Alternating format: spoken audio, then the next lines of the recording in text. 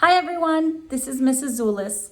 I'm going to read you the true story of the three little pigs. Everybody knows the story of the three little pigs, or at least they think they do. But I'll let you in on a little secret. Nobody knows the real story because nobody has ever heard my side of the story. I'm the wolf, Alexander T. Wolf. You can call me Al. I don't know how this whole big bad wolf thing got started, but it's all wrong. Maybe it's because of our diet. Hey, it's not my fault wolves eat cute little animals like bunnies and sheep and pigs. That's just the way we are. If cheeseburgers were cute, folks would probably think you were big and bad too. But like I was saying, the whole big bad wolf thing is all wrong. The real story is about a sneeze and a cup of sugar. This is the real story. Way back in Once Upon a Time, I was making a birthday cake for my dear old granny. I had a terrible sneezing cold. I ran out of sugar.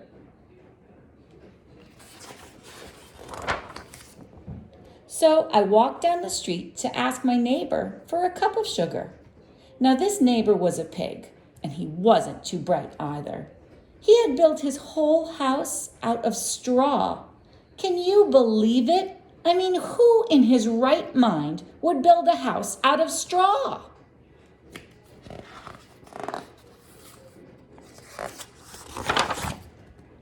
So, of course, the minute I knocked on the door, it fell right in. I didn't want to just let myself into someone else's house. So I called, little pig, are you in? No answer. I was just about to go home without the cup of sugar for my dear old granny's birthday cake. That's when my nose started to itch. I felt a sneeze coming on. Well, I huffed and I snuffed.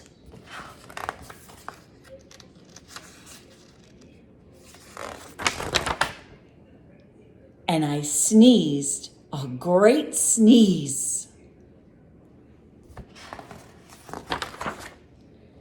And you know what?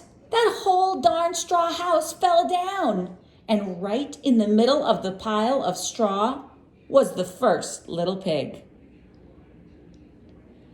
Dead as a doornail. He had been home the whole time.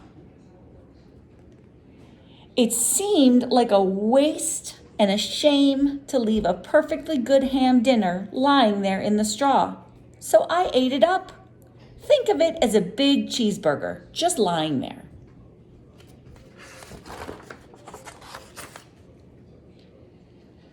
I was feeling a little better, but I still didn't have my cup of sugar. So I went to the next neighbor's house.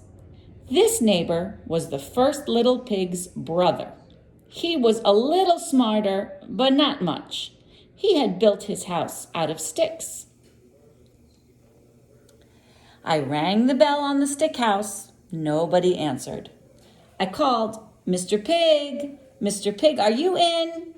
He yelled back, Go away, wolf. You can't come in. I'm shaving the hairs on my chinny chin chin.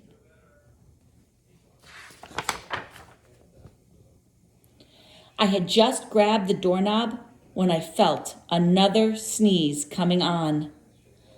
I huffed and I snuffed and I tried to cover my mouth, but I sneezed a great sneeze.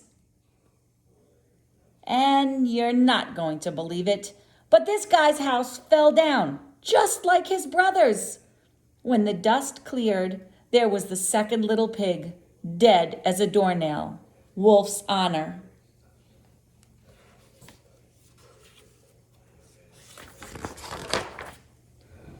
Now, you know food will spoil if you just leave it out in the open.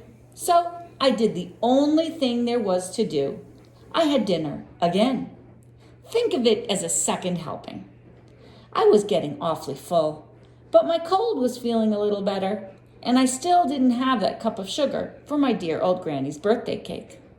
So I went to the next house. This guy was the first and second little pig's brother. He must have been the brains of the family. He had built his house out of bricks. I knocked on the brick house. No answer. I called, "Mr. Pig! Mr. Pig, are you in?" And do you know what that rude little porker answered? "Get out of here, wolf. Don't bother me again."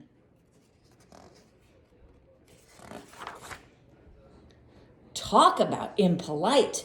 He probably had a whole sack full of sugar, and he wouldn't give me even one little cup for my dear sweet old Granny's birthday cake. What a pig!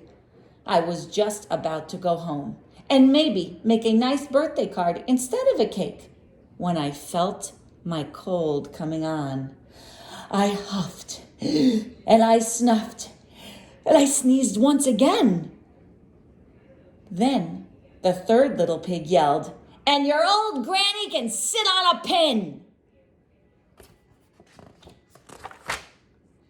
Now, I'm usually a pretty calm fellow, but when somebody talks about my Granny like that, I go a little crazy. When the cops drove up, of course, I was trying to break down this pig's door, and the whole time I was huffing and puffing and sneezing and making a real scene.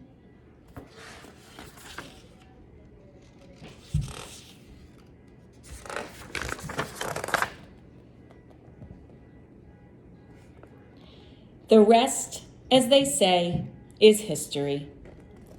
The news reporters found out about the two pigs I had for dinner. They figured a sick guy going to borrow a cup of sugar didn't sound very exciting. So they jazzed up the story with all of that huff and puff and blow your house down, and they made me the big bad wolf. That's it, the real story. I was framed. But maybe you could loan me a cup of sugar? The end.